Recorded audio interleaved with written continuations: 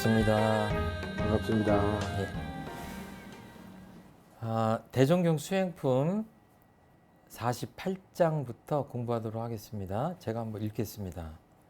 대종사 말씀하시기를 저 학교에서도 학기 말이나 학년 말에는 시험이 있는 것과 같이 수도인에게도 법위가 높아질 때나 불지에 오를 때에는 순경, 역경을 통하여 여러 가지로 시험이 있나니 그러므로 부처님께서도 성도하실 무렵에 마왕 파순이가 8만 4천 마군을 거느리고 대적하였다 하며 후래 수행자들도 역시 그러한 경계를 지냈나니 내가 지금 그대들을 살펴볼 때에 그대들 중에도 시험에 걸려서 고전을 하고 있는 사람과 패전하여 영생일을 그르쳐가는 사람과 또는 좋은 성적으로 시험을 마쳐서 그 앞길이 양양한 사람도 있나니 각자의 정도를 살피어 그 시험에 실패가 없기를 바라노라. 시험이라는 단어는 우리에게 이렇게 호감을 주는 단어는 아닌 것 같아요. 그렇죠? 학생 시절부터 얼마나 많은 그 보기 싫은 시험을 봤으며 또 그 종교인들도 그러죠. 아이고 우리를 시험에 들지 않게 하시고 기독교인들 그런 표현 많이 하시잖아요. 네. 그러니까 직장에서도 또 시험을 봐야 되고 시험이 없는 세상을 많이 꿈꾸는데 대종사님은 우리들의 바람과 달리 또 다른 시험을 잘 넘겨야 된다. 이제 그런 말씀을 하십니다. 그 수도인에게도 법위가 높아질 때, 불지에 오를 때 시험을 겪는다. 이런 말씀이에요. 이렇게 단계가 있다고 하면 뭐 초등학교에서 중학교, 중학교에서 고등학교, 고등학교에서 대학교 이렇게 갈 때마다 어떤 수준, 우리말로 하면 어떤 경계, 뭐 차이, 요즘 하는 말로 쓰면 클래스가 다르다, 그레이드가 다르다, 뭐 이렇게 할 수 있을 것 같아요. 이 클래스가 어느 분야나 있죠. 축구하는 사람들이 뭐 프리미어 리그는 클래스가 다르다 이러잖아요. 손흥민 선수 클래스가 다르다. 클래스는 영원하다. 일시적으로 못할 수는 있지만 그 사람의 각이 속한 그 클래스가 다르다. 이런 표현들 하잖아요. 그런데 이게 일반적인 뭐 초등학교, 중학교 이런 것들 또는 스포츠의 세계, 뭐 다른 세계도 있지만 우리 공부의 세계도 이게 분명하게 있다 이런 말씀을 하시는 거예요. 그러니까 공식적으로 원불교의 이 수준, 이 클래스는 뭐가 있죠? 보통급, 특신급, 법마상정급, 법강학마위, 출가위, 대강열애위에서 6단계로 그 수행자의 공부 단계를 표현을 합니다. 그래서 맨 끝에 가면 여기가 대각 열애위인데 쉽게 표현하면 여기가 부처님이에요.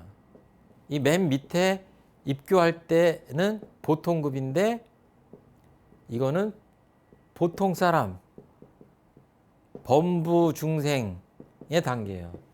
보통 사람이 마음 공부의 뜻을 세우고 출발하는 단계에서부터 완성하는 단계까지를 6가지로 지금 해놓으신 겁니다. 그래서 이 단계를 불지라고 표현해요. 부처님의 경지다. 이렇게. 여기까지 6단계가 있는데 이 시험의 이름을 원불교에서는 또는 불교에서는 순경, 역경 이렇게 표현합니다. 경계예요. 내가 공부인이다. 부처가 되려고 수행을 하는 사람이다. 그러면은 뭐를 느껴야 돼요? 지금? 제가 이 책에다 쓰긴 썼는데 학년 말 중간고사 이런 거는 누구든지 알잖아요. 근데 수행자에게 공부인에게 이 시험은 뭐예요? 여기서는 순경 역경이라고 그랬거든요. 이건 뭐예요? 넓게 확대하면, 좁게 얘기하면 어떤 문제적 상황이지만 넓게 얘기하면은 일상생활하면서 우리가 접하는 모든 것들이 경계거든요. 그러면 그때마다 뭐예요? 이 경계를 시험이라고 느껴야 돼요.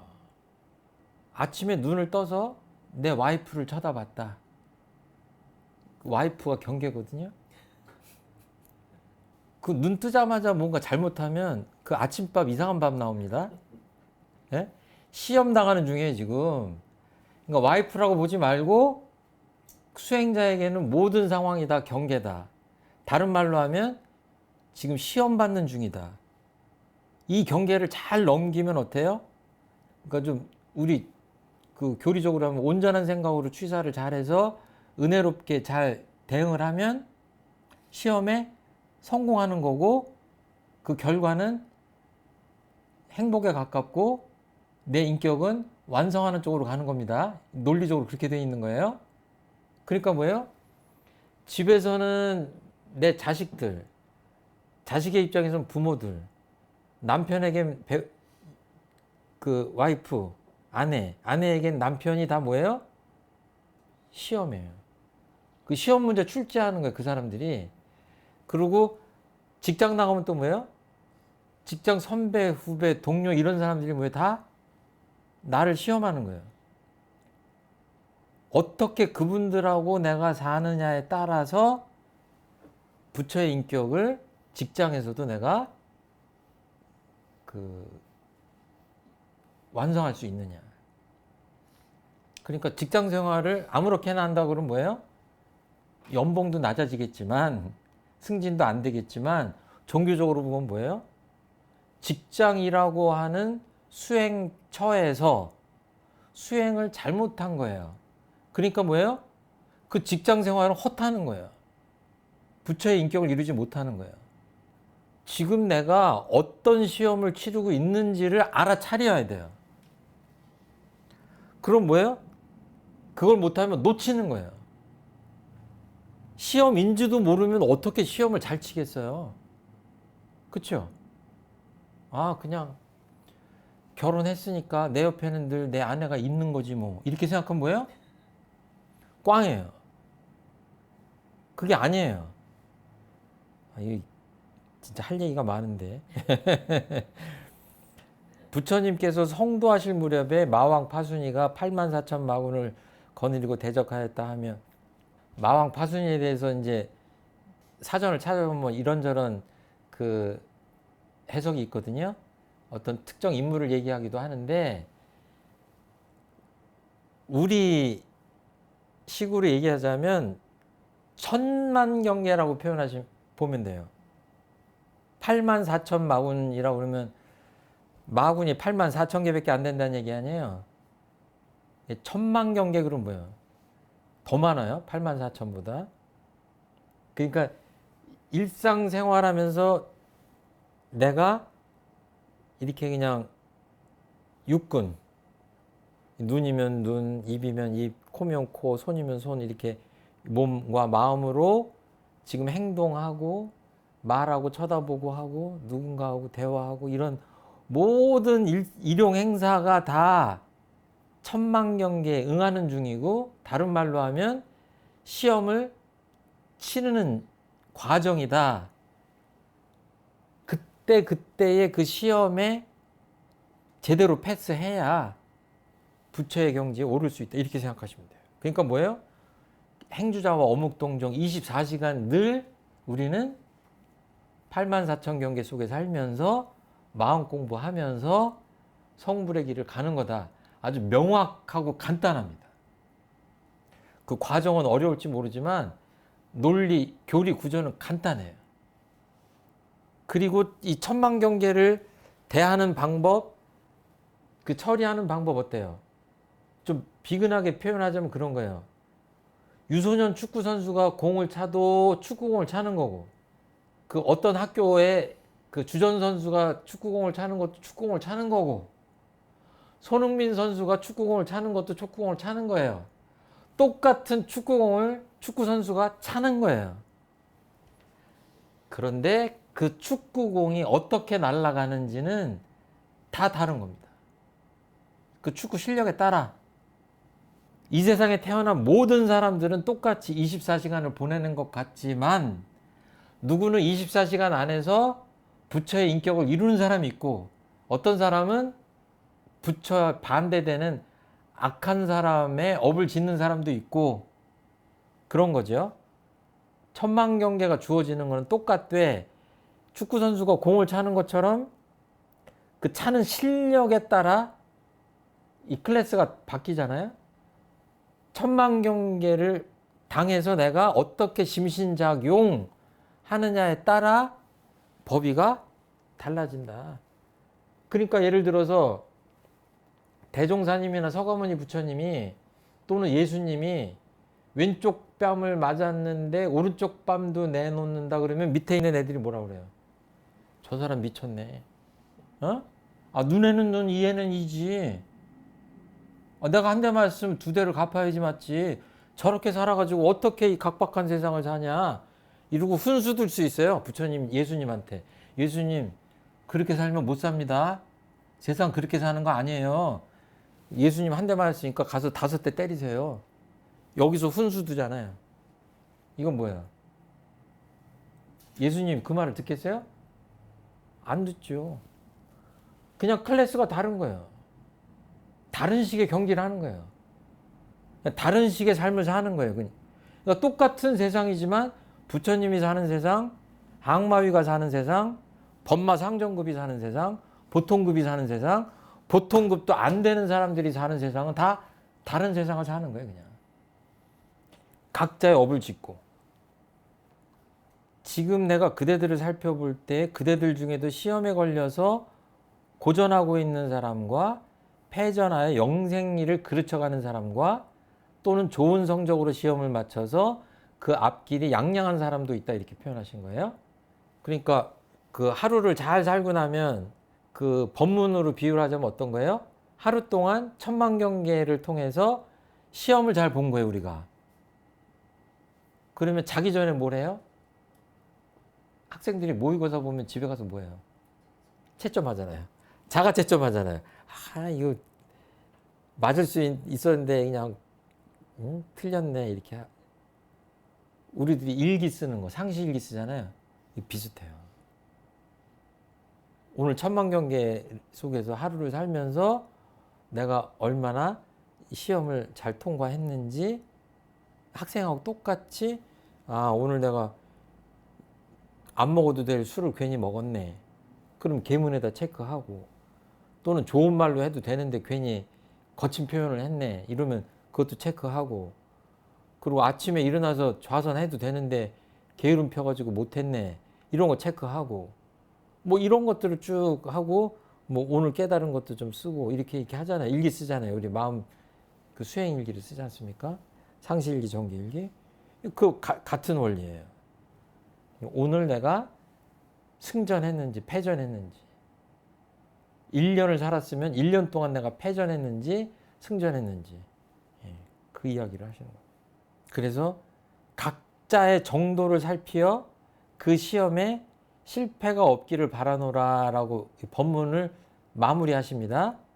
여기서 각자의 정도라는 게 뭐예요? 각자의 정도. 아까 축구 선수도 유소년 팀도 있고 청소년 팀도 있고 국가대표팀도 있고 저 유럽에 더 잘하는 그 리그도 있잖아요. 그 클래스가 다르다고 했잖아요. 구별이 있다고 그랬잖아요. 각자의 정도예요. 우리 교리적으로 하면 각자의 법이 등급 정도라고 보시면 돼요. 그러니까 내가 원불교에 입문한 지 얼마 되지도 않았는데 너무 공부를 열심히 하고 잘하려고 한다. 그것도 안 맞아요. 유소년 팀이 국가대표 선수를 좋아하는 것까지는 좋지만 너무 어려운 기술을 그대로 따라하려고 한다 그러면 뭐예요? 다칠 수 있는 거예요. 공부도 마찬가지죠. 하면 좋지만 그게 쉽지가 않기 때문에 이게 단계별로 좀 밟아갈 필요가 있다. 이렇게 생각하시면 합리적인 해석이 될 것 같아요. 그러니까 대종사님은 모든 사람들이 이제 보통급, 특징급, 법마상정급 쭉 이렇게 해서 이렇게 쭉 법의 등급이 있는데 이게 사실은 교재를 보면 맨 끝에 법의 등급 설명을 해 놓으셨는데 그게 시험 출제 기준과 같아요.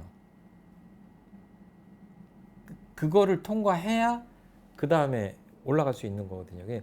일단 계문도 10개, 10개, 10개 이렇게 주시잖아요. 이런 것들을 다 통과해야 되거든요. 그러니까 이런 시험에 꼭 성공하기를 바란다라고 말씀하시는 거예요. 그러니까 좀 이거를 힘들다, 귀찮다, 불필요한 거 아니냐 이렇게 생각하지 말고 이 시험은 내가 불지를 올라가기 위한 그 아주 필수적인 과정이다 이렇게 생각할 필요가 있는 거죠. 그러니까 초등학교에서 중학교 가고 중학교에서 고등학교, 고등학교 대학교 가는데 시험이 필요하다 그러면 뭐예요? 나를 괴롭히기 위해서 시험을 보는 게 아니죠. 그 학생을 성장시키려고 시험을 보는 거잖아요. 이것도 마찬가지예요. 수행자를 괴롭히려고 지금 이 과목을 내놓는 게 아닙니다. 이 기준을. 뭐예요?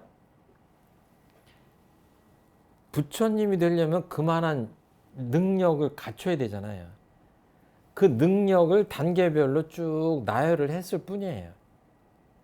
그러니까 자기가 힘을 갖춰가지고 단계 밟아 올라가라고 지금 하신 거기 때문에 이거는 그렇게 괜한 시험이 아니다.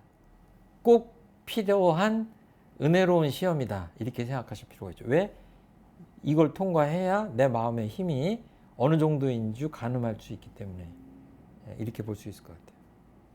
여기 제가 이 뒤에 질문 중에 나는 지금 어떤 시험을 치르는 중인가요? 이렇게 했거든요. 요즘 어떤 시험을 치르고 계십니까? 시험 문제인지 알아차리는. 알았죠? 예. 시험 그쵸, 예. 문제인지도 모르고 그냥 막 지나가는 게 되게 많잖아요. 그러니까 이게 시험 문제이다 하는 걸 많이 알아차리는 게 제일 중요한 것 같아요. 제가 보기에는 법위로 따지면 법마상전에서 그거를 집중적으로 합니다. 아, 이 경계가 지금 순경인지 역경인지 어떤 건지 법과 말을 가르고, 그러니까 이 음식을 갖다 놓으면 그냥 먹지 말고 따져야 돼요. 이것이 나한테 건강에 도움이 되냐 안 되냐 이걸 치열하게 판단하는 과정이, 분별하는 과정이 법마상정급이라고 한다면 천만경계를 그래 아주 치열하게 정확하게 이렇게 세밀하게 분석하는 거를 좀 그 법마상정급이라고 유추할 수 있어요. 예를 들어서 학교를 다니는데 뭐 미분 적분을 배웠는데 이해는 안 되고 기말고사는 다가온다. 그럼 어때요, 마음이? 요즘 내 시험 과목은 뭐예요? 수학 중에서도 그 시험의 내용은 미분 적분인 거죠. 분명히 많이 배웠는데 이해는 안 되는데 시험 봐야 돼. 마음의 세계도 똑같은 거예요. 어느 정도 경계에 이렇게 처했는데 마음이 굉장히 요란해. 머릿속으로는 요란하면 안 되는데 알아. 근데 마음은 요란해. 그러니까 요란한 상태에서 뭘 하려고 하니까 다 안 맞아. 내 뜻대로 안 돼. 그럼 뭐예요? 주로 요새 그런 걸 느낀다 그러면 그게 내 마음 공부, 시험 과목인 거죠. 그렇죠? 그러니까 주로 이 과목이 다르긴 해요. 법의 단계별로. 그래서 이걸 내주신 거거든요. 미적분 넘어서 뭐 이렇게 하는 거랑 비슷한 거예요. 그러니까 이게 있어야 돼요. 공부인이라면 요즘 내가 공을 들여서 통과하려고 하는 마음 공부의 시험 과목이 있어야 돼요. 내가 명색이 지금 법포도 받고 뭐 법의도 승급하려고 하는데 아직도 술을 끊지 못했다. 이런 거예요. 아주 처절하게 노력을 한번 해봐야 돼요. 대종사님은 보통급에다가 이거를 주셨는데 연고 없이 술 마시지 말라고. 나는 여기까지 갔는데도 논리적으로 갈 수 없는 거거든요. 기본적인 걸 못하니까. 그러니까 여기 이 클래스마다 요구하는 그 수준이 있잖아요. 근데 거기 도달하지 못했다 그러면 뭐예요? 그거를 집중적으로 공을 들이란 얘기예요. 지금 이런 말씀이에요. 그래서 여기 뭐 그 다음 질문도 던졌는데 이제 시간 관계상 줄이고 이걸 대답하셔야 됩니다.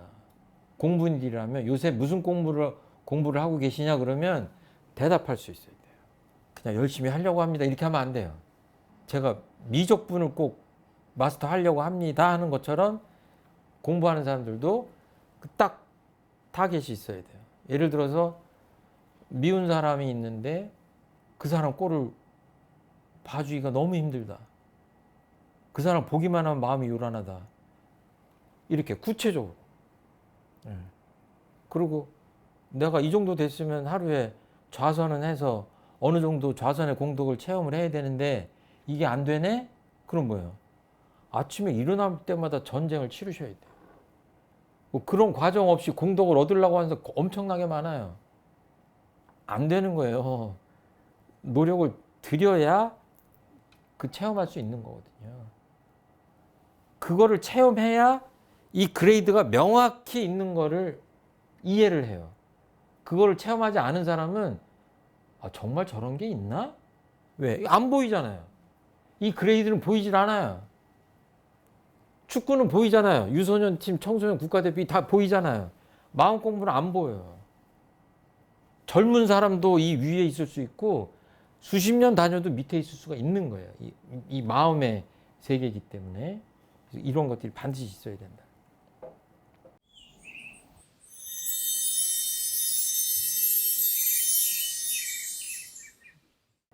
49장 이어서 하겠습니다.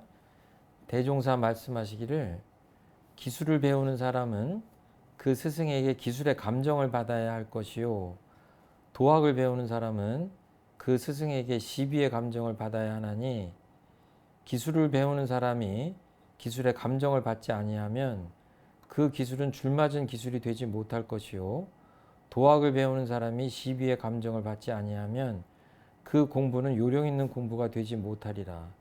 그러므로 내가 항상 그대들에게 일과 이치간에 잘한다 잘못한다 하는 감정을 내리는 것은 그대들로 하여금 굽은 길을 피하고 바른 길을 밟게 하고자 하면을 만일 나에게 감정받기를 꺼린다든지 그 잘한다 잘못한다 하는 데에 불만을 가진다면 본래 배우러 온 목적이 그 무엇이며 공부는 어떻게 진취될 것인가.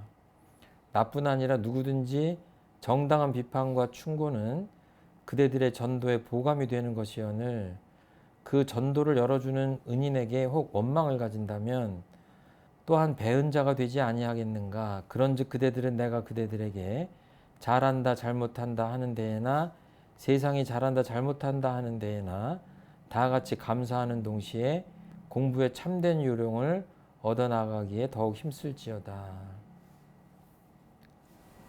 이제 공부인의 어떤 태도에 대해서 말씀을 하고 계신데요. 여기 이제 키워드라고 할 수 있는 열쇠말이라고 할 수 있는 단어는 여기서 이제 감정입니다. 감정. 이 감정을 이 한글로 쓰면은 그 뜻이 정확하게 전달이 안 돼서 이제 한자로 쓰자면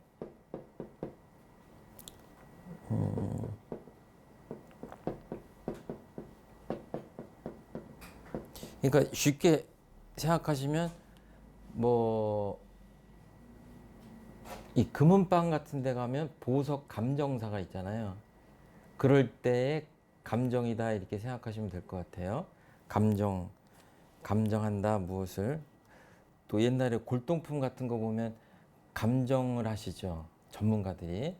이게 500년 된 건지 이게 뭐 5년 전에 만들어 가지고 500년 티를 내게 만든 가짜인지 감정을 하잖아요. 그 감정입니다. 그래서 스승에게 시비의 감정을 받아야 한다는 그 주제로 지금 말씀을 하시는 거죠. 그래서 기술을 배우는 사람은 그 스승에게 기술의 감정을 받아야 하고 도학을 배우는 사람, 그러니까 우리 식으로 얘기하면 공부하는 사람들은 또 마음 공부하는 스승에게 시비 감정을 받아야 한다. 이제 그렇지 않으면 그 기술은 줄 맞은 기술이 되지 못한다. 그래서 줄 맞다라는 표현들을 대종사님 이렇게 순수한 우리말로 줄 맞은 공부, 요게 이제 어떤 줄을 뜻하죠, 줄. 이 줄에 맞냐 안 맞냐 이런 얘기인데 어떤 기준, 표준에 맞냐 안 맞냐 이렇게 보시면 될 것 같아요.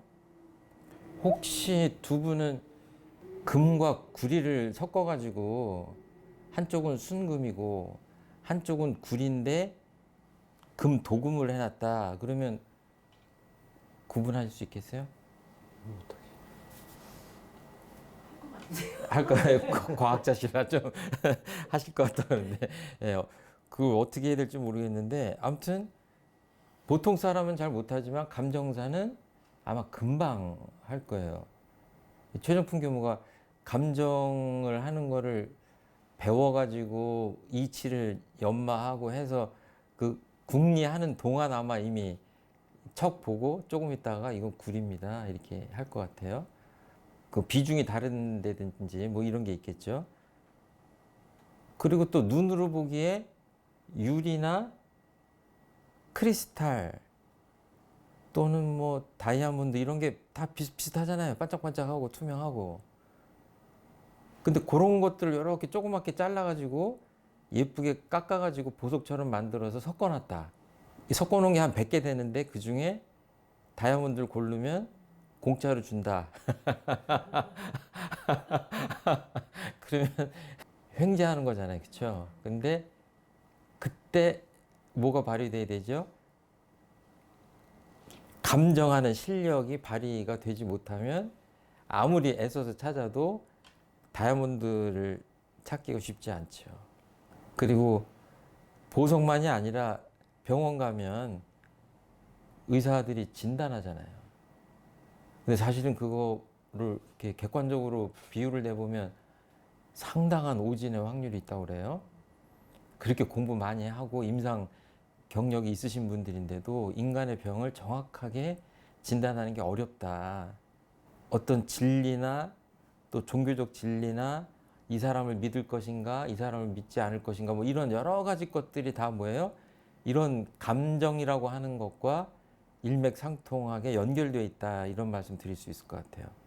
뭔가 구분을 해내야 되는데, 마음 공부하고 도학을 배우는 사람들도 그 시비를 가리는 감정의 실력이 눈이 있어야 되겠죠. 바른 지도인의 감정을 받아야 요령 있는 공부를 할 수 있다 이렇게 말씀하셨어요. 그러니까 여기서는 나쁜 의미의 요령이 아니라 좋은 의미의 요령이에요. 이게 나쁜 의미는 그냥 정당하게 땀 흘려야 되는데 그걸 어떻게 눈속임 해가지고 그냥 잔꾀를 부리는 걸 요령이라고 하는데 여기서는 그런 게 아니라 어떤 줄거리나 골자를 잘 잡아가지고 제대로 이렇게 하는 거를 요령 있다 이렇게 얘기하잖아요. 요령 있는 공부를 하려면 이제 스승의 감정을 받아야 된다. 저번에도 우리 공부했지만 대종사님께서 구도 과정에서 얼마나 시행착오를 많이 겪으셨어요. 그래서 겨울이면 기침을 하고 해수로 고생을 하면서 다른 데도 아프시고 그러니까 내가 이렇게 공부길을 몰랐을 때 헛된 고생을 했는데 여러분들은 이거 헛된 이거 증거를 하려고 하지 마라. 그러니까 내가 했던 시행착오를 너희들이 반복할 필요가 없다라고 누누이 강조를 하셨잖아요. 그런 맥락에서 지금 오늘 공부도 이어지는 겁니다. 그러니까 바른 그 수행의 길을 찾은 그 스승님한테 이렇게 감정을 받아가면서 문답 감정을 하면서 공부를 하면 공부가 요령 있는 공부가 된다. 이제 성과를 빨리 얻을 수 있다. 이렇게 얘기하는 것입니다. 그리고 이제 일과 이치 간에, 그러니까 사리 간에 잘한다, 잘못한다 감정을 내리는 것은 바른 길을 밟게 하고자 하는 것인데 만일 나에게 감정받기를 꺼린다든지 또 잘한다, 잘못한다 하니까 거기에 대해서 불만을 가진다면 도대체 본래 배우러 온 목적이 무엇이며 공부는 어떻게 진취될 것인가 이렇게 말씀하세요. 그러니까 추측컨대 대종사님께서 제자들한테 이렇게 하면 안 된다, 저렇게 해라, 이런 말씀들을 누누이 하셨을 거 아니에요? 근데 듣는 사람 중에는 그거를 정말 귀중한 말씀으로 그렇게 대부분 들었겠지만, 개 중에는 아유, 좀 듣기 싫다 하는 내색을 한 사람도 있지 않았을까 하고 추측할 만한 대목입니다. 그러니까 이런 말씀을 하셨겠죠? 그러니까 제가 자주 쓰는 예화인데,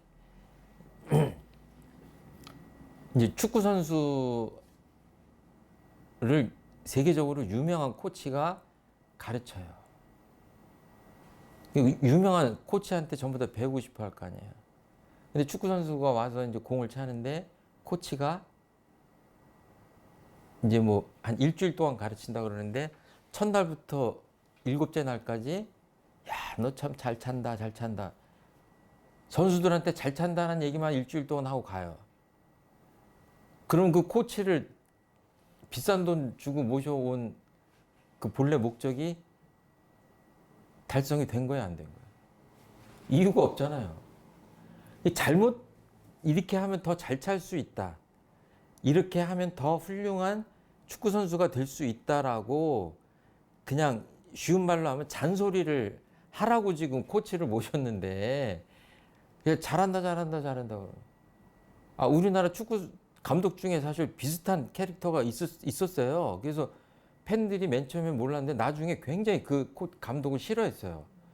그냥 좋은 게 좋고 이렇게 하니까. 그러니까 제대로 공부를 하려고 하는 사람은 잘한다, 잘못한다 소리를 듣기 위해서 스승님을 모시는 거죠. 운동선수는 코치한테 잔소리를 듣기 위해서 코치 문화에 들어가서 기꺼이 그 잔소리를 듣는 거죠. 가르침을 듣는 거죠. 누구든지 정당한 비판과 충고는 그대들의 전도에 보감이 되는 것이오늘, 그 전도를 열어주는 은인에게 혹 원망을 가진다면 또한 배은 자가 되지 아니하겠는가. 잘 되라고 비판과 충고를 하는데 듣는 사람들은 거북할 수 있다. 이게 기꺼이 들으면 은인으로 여기겠지만 듣기 싫다 자꾸 이러면 어때요? 그 원망하게 되고 배은 자가 된다, 이렇게 보신 거예요. 이거는 들으면 그냥 맞는 말씀이다, 뭐 대종사님 말씀이 다 그렇습니다, 이렇게 법문을 받들면 대체 당연한 말씀인데, 그렇게 하시면 안 돼요.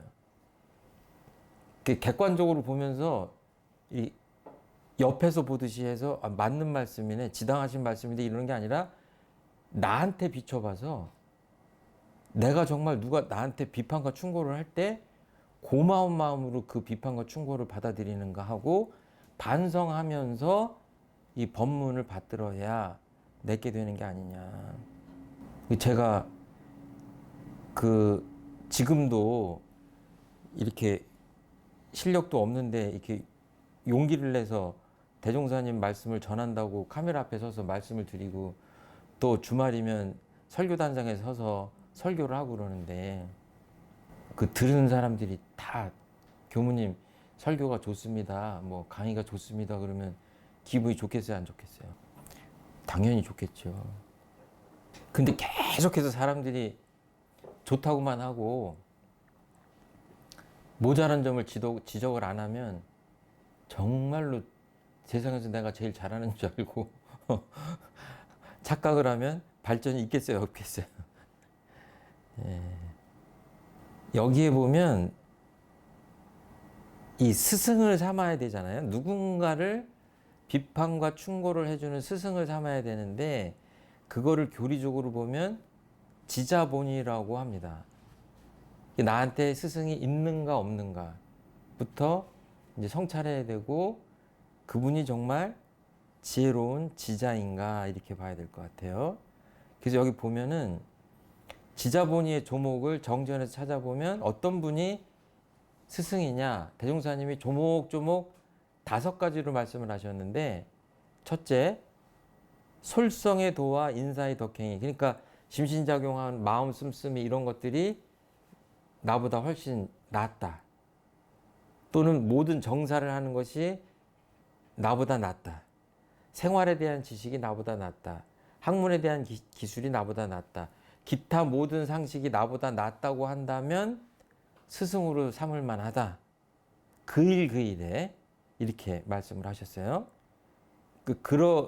그런 분들을 주변에서 많이 모시고 주변에 있는 그런 분들을 내 스승으로 모시고 어때요? 그분께 늘 지낸 일도 얘기하고 이거는 이제 교당내왕시 주의사항에 있는 거예요. 틈틈이 지낸 일을 얘기하고 또 그 어떤 일이 있으면 느낀 바도 얘기해서 지도인의 감정 얻기를 주의할 것이요라고 얘기했어요. 그러니까 상시 훈련의 핵심적인 내용입니다. 그러니까 우리 훈련법, 상시 훈련을 잘 모르는 분들은 일주일에 한 번 법회에 와서 열심히 설교를 듣고 그때 이렇게 공부를 하면 되지 않는가 이렇게 생각하는데 그건 잘못된 생각이에요. 그건 기본이에요. 그리고 교도님들이 100명, 200명이 넘어간다 그러면 일요일 날 얼굴도 보기 힘듭니다. 개인적으로 문답감정 할 수가 없어요. 물론 교화 단장님하고 하면 좋겠지만 교화 단장님하고도 이게 현실적으로 잘 이루어지지 않는 경우가 많습니다. 그러면 그 법회라는 건 뭐냐면 일주일에 한 번 운동선수가 코치를 만나는 것과 비슷해요. 그럼 코치가 학생들 모아놓고 선수들 모아놓고 끼케야 20분, 30분 레슨을 하는 거예요. 근데 그 레슨은 뭐예요? 개별 맞춤이 아니잖아요. 선수들을 다 모아놓고 그러니까 교무님들이 100명, 200명 교도님들을 이렇게 모셔놓고 일방적인 설교를 하는 거잖아요. 맞긴 맞지만 어때요? 개별 레슨을 받을 수가 없는 거예요. 요즘 뭐 퍼스널 트레이닝, 그리고 퍼스널 레슨 이러는데 퍼스널 트레이닝을 할 수가 없는 겁니다. 그러니까 뭐예요? 진짜 공부는 일주일 동안 집에서 열심히 하시고 법회 때는 법회 보시고 나서 문답 감정이 이루어져야 정상적인 우리 공부법이다. 이렇게 말씀드릴 수 있어요.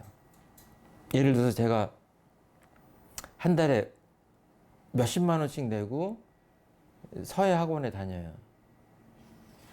그럼 아까도 말씀드렸지만 코치 얘기했지만 서예를 다니는 사람들은 어떠냐면 평소에 이제 연습을 해가지고 그걸 가져가서 숙제로 제출해요. 그러면 서예 선생님이 그 자리에서 다시 하나 써줘요.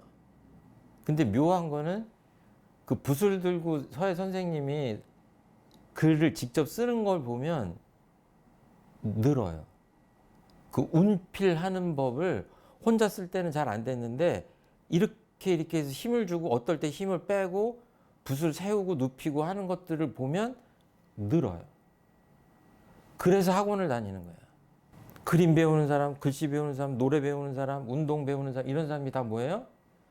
스승의 감정받기를 목말라 하는 거죠. 그런데 마음 공부하는 사람들이 이제 그런 것들에 목말라 하지 않는다? 그러면 좀 문제가 있겠죠.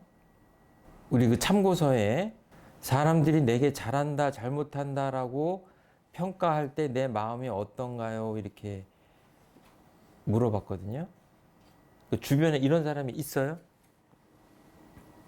잘 없죠. 예. 그것도 연세가 지긋하셔가지고 더 힘들어요. 교무님들이 젊은 경우가 많아가지고. 그러니까 어떤 식으로든지 이 스승님을 만들어야 돼요. 그 만든다는 표현을 모셔야 돼요. 찾아가서. 그러니까 꼭 내가 다니는 교당 이럴 게 아니라 뭐 원불교 안에 수많은 제가 출가 법 높은 분들이 있으니까 제가가 되든 출가가 되든 내 공부에 대해서 잘한다, 어떻게 좀 고쳤으면 좋겠다, 못한다 이런 감정을 해줄 분들을 일단 찾아야 그 다음에 감정이 가능하죠. 그렇죠? 물어볼 사람이 없는데 어떻게 되겠어요. 그렇죠?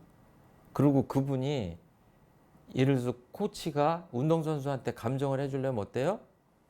운동선수가 플레이 하는 걸 봐야 돼요. 플레이 하는 걸 보지 않으면 가르쳐 줄 수가 없잖아요.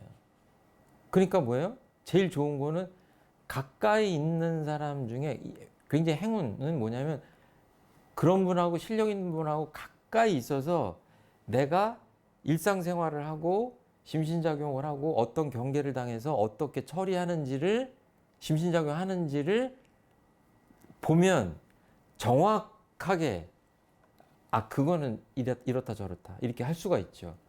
그런데 이제 되게 그렇게 하기가 쉽지가 않죠. 근데 이제 교무님들은 조금 쉬운 게 이제 훌륭한 스승님 밑에 가서 이렇게 생활을 한다 그러면 24시간 같이 하니까 이제 그런 게 좀 편하죠. 옛날 대종사님 때에는 대종사님이 하셨겠지만 요즘은 그럼 이 단회를 통해서 이렇게 해야 되는 건가요? 우리 교화단법으로 보자면 그게 원칙이죠. 이제 공식적으로 단장님이 그렇게 해야 될 의무와 책임이 있다고 봐야 되고 이제 단원님들은 단장님한테 문답 감정을 하도록 되어 있죠. 그런데 이제 그 대종경에도 나와 있지만 불법연구의 통치조당 규약이라는 그 초기 교서를 보면 말을 요즘 말로 좀 바꾸자면 대종사님한테 배운 그대로 할 수 있는 사람들이 단장을 하도록 되어 있어요. 그러니까 쉬운 듯 하면서 어떻게 보면 굉장히 어려운 거예요. 그러니까 앞으로 대종사님도 그 생각 하셨을 거 아니에요.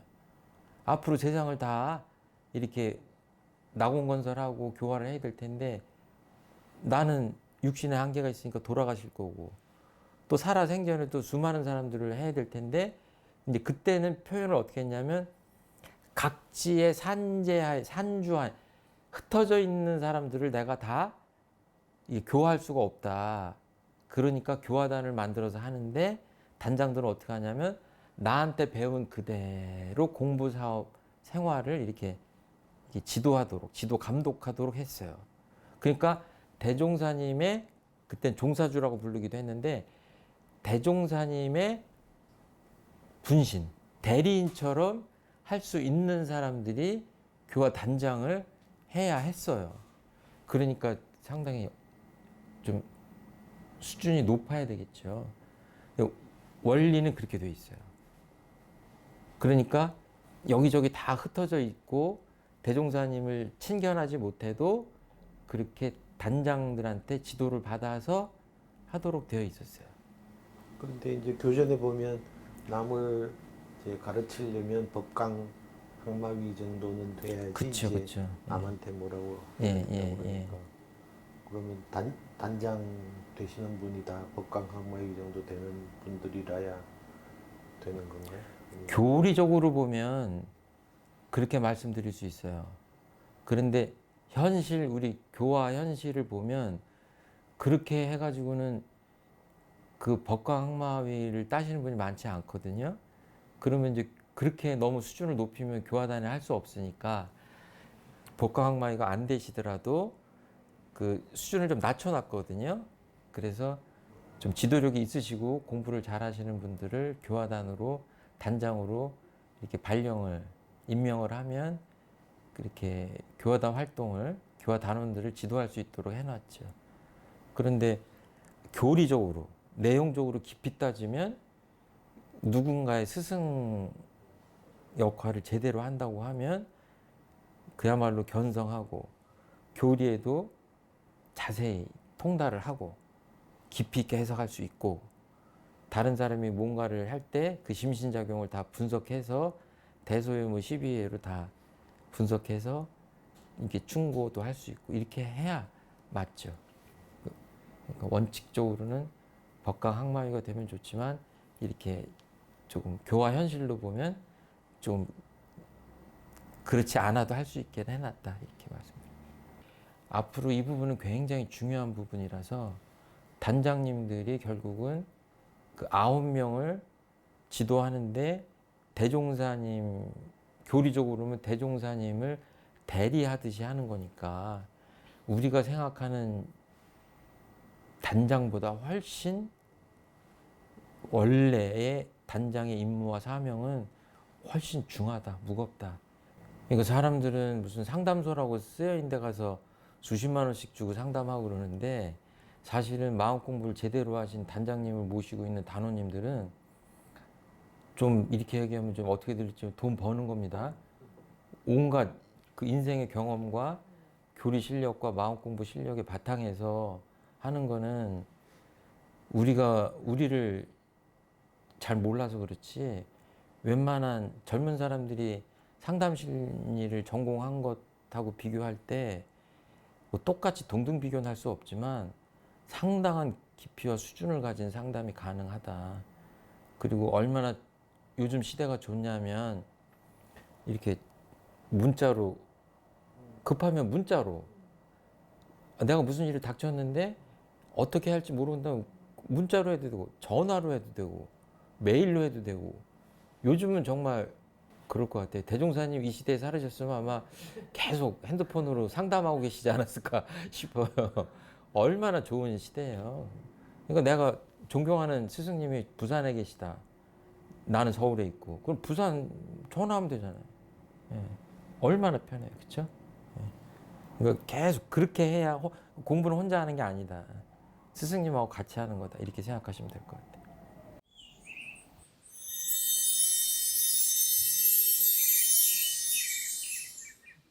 50장 하겠습니다. 대종사 말씀하시기를 수도인이 경계를 피하여 조용한 곳에서만 마음을 길들이려 하는 것은 마치 물고기를 잡으려는 사람이 물을 피함과 같나니 무슨 효과를 얻으리요. 그러므로 참다운 도를 닦고자 할진대 오직 천만경계 가운데 마음을 길들여야 할 것이니 그래야만 천만경계의 마음이 흔들리지 않는 큰 힘을 얻으리라. 만일 경계 없는 곳에서만 마음을 단련한 사람은 경계 중에 나오면 그 마음이 바로 흔들리나니 이는 마치 그늘에서 자란 버섯이 태양을 만나면 바로 시드는 것과 같나니라. 그러므로 유마경에 이르시기를 보살은 시끄러운 데 있으나 마음은 온전하고 외도는 조용한 곳에 있으나 마음은 번잡하다 하였나니 이는 오직 공부가 마음대중에 달린 것이요 바깥 경계에 있지 아니함을 이르심이니라. 천만 가지 경계 가운데에서 마음을 길들여야 대종사님이 바라시는 마음 공부의 실력을 얻을 수 있다. 이런 말씀을 지금 하시는 겁니다. 그러니까 우리들 마음속에 뭐 수도를 한다, 수행을 한다, 마음 공부를 한다 그러면 여기 나온 대로 경계를 피하여 조용한 곳에서만 마음을 길들이려고 하는 고정관념이 뿌리 깊이 있다. 왜냐? 수천 년 동안 그런 것이 수행의 전통으로 자리 잡아 온 부분이 있죠. 다 그렇다는 건 아니지만 대개의 흐름이 그랬다. 그러니까 오죽하면 제대로 공부를 수행을 하려면 처자식을 버리고 직업을 불고하고 산속으로 들어가고 그랬던 전통이 있잖아요. 그렇죠? 지금도 있죠. 지금도 많은 종교가 그러죠. 예. 그런데 대종사님은 굉장히 답답하게 생각하세요. 그런 것들을. 비유를 하시는데 물고기를 잡으려고 하는 사람이 물을 피한 것 같다 그랬어요. 이율 배반이다. 그러니까 마음이 요란하고 마음이 혼탁하고 마음이 바르지 못하고 욕심에 끌려가고 그래서 마음 공부를 하려고 사람이 없는 산중에 들어갔다. 그럼 뭐예요? 해결이 됐잖아요. 욕심낼 경계도 없고 내 마음을 요란하게 할 사람들도 없고 아무 일도 없잖아요. 물론 산세가 지족이 있는데 그것 때문에 마음이 요란하다 그러면 할 수 없지만 경계가 없잖아요. 그러면 그렇게 생각하면 공부할 것도 없잖아요. 물론 이제 다른 차원의 공부가 있긴 하지만 그냥 쉽게 생각하면 그런 거죠. 도대체 왜 공부를 하려고 경계가 없는 곳에 들어가야 되냐 하는 것에 대한 근본적인 문제 제기를 하시는 겁니다. 그래서 이런 부분들은 그냥 설명이 필요 없는 것 같고 우리 공부인들이 원문 그대로 이렇게 몇 번씩 읽었으면 좋겠어요. 얼마나 좋습니까? 그러므로 참다운 도를 닦고자 할진대 오직 천만경계 가운데 마음을 길들여야 할 것이니 그래야만 천만경계의 마음이 흔들리지 않는 큰 힘을 얻으리라. 얼마나 간단명료합니까? 천만경계 가운데 마음을 길들여야 천만경계의 마음이 흔들리지 않는 큰 힘을 얻으리라. 이게 동호반복인 것 같지만 얼마나 간단명료한 아주 자명한 진리를 담고 있는 법문입니까? 내가 마음 공부의 필요성을 느끼는 것도 왜 느끼냐면 천만경계가 나를 힘들게 하기 때문에 그래요. 그러면 공부를 해서도 결국은 천만경계에 내가 새롭게 대응해서 그걸 극복해야 되잖아요. 그러니까 마음 공부의 필요성도 천만경계 때문에 생긴 거고 내가 공부를 하는 것도 그래서 천만경계 속에서 해야 되고 그래서 내가 마음의 힘을 얻는 것도 천만경계 속에서 하는 거예요. 그래야 논리적으로 이것이 완전히 그 합치하는 거잖아요. 원인 결과가 딱 맞잖아요. 그 말씀을 하시는 거예요. 경계 없는 곳에서만 마음을 단련한 사람은 경계 중에 나오면 그 마음이 바로 흔들린다. 바로 흔들린다. 제가 군대에서 첫 번째 휴가를 나왔더니요. 나오자마자 이 눈이 적응이 안 되더라고요. 이 세상이 너무 컬러풀한 거예요. 그 안에서는 맨날 국방색만 보고 살았거든요. 그랬더니 옷 색깔서부터 버스 막 간판 이런 게 다른 거예요. 느낌이 달라요. 이 마치 그늘에서 자란 버섯이 태양을 만나면 바로 시드는 것과 같다. 이렇게 말씀하셨어요. 그러니까 그런 공부 가지고는 천만경계 속에서 제대로 힘을 발휘할 수 있다 없다? 없다. 저번에도 말씀드렸지만 양궁 선수들이 우리나라 양궁 선수들이 잘하는 이유가 뭐예요? 훈련할 때부터 막 야구장, 축구장 가서 막 옆에서 막 엄청나게 시끄러운데 거기서 쏘고 저 한강 가서 바람 막 부는데 강바람 부는 데 가서 활 쏘고 그러니까 어때요? 올림픽 나가서 그게 성적이 나오잖아요. 이게 천만경계를 일부러 만드는 거잖아요. 똑같은 얘기입니다.